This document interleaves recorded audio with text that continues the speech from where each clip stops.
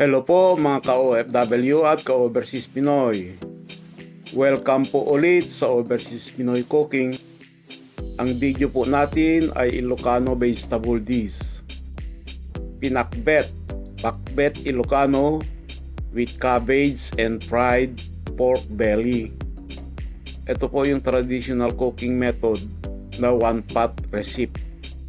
Except po sa separate na pagprito ng pork belly, lahat po ng ingredients ay sama-sama na at sabay-sabay na lahat maluto. Ganyan po ang Ilocano pinakbet na aking nakagisnan. Niluluto po ang mga gulay hanggang kumebet or kumulubot na. Ang aking Ilocano pinakbet ay meron ding repolyo na lahok. Karaniwan po, ang pinakbet ay may repolyo sa aming probinsya.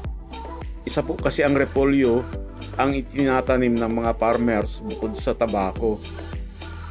Ang sahog po ng aking Ilocano pinakbet ay fried pork belly. Lalong pinasarap dahil ang pinagprituhan mantika ay isinama sa pagluto ng pinakbet. Wala pong hard rolls kung anong klase at gaano karaming gulay ang inilalagay. Kung ano pong gulay ang available ay pwede na.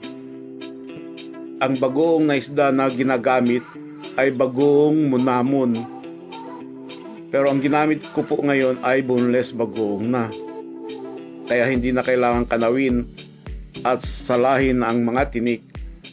Normal na rin pong maalat ang Ilocano pinakbet.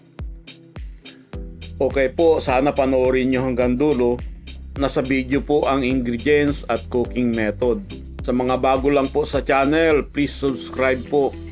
Paki-like and share na rin po para lumaki ang ating munting channel. Salamat!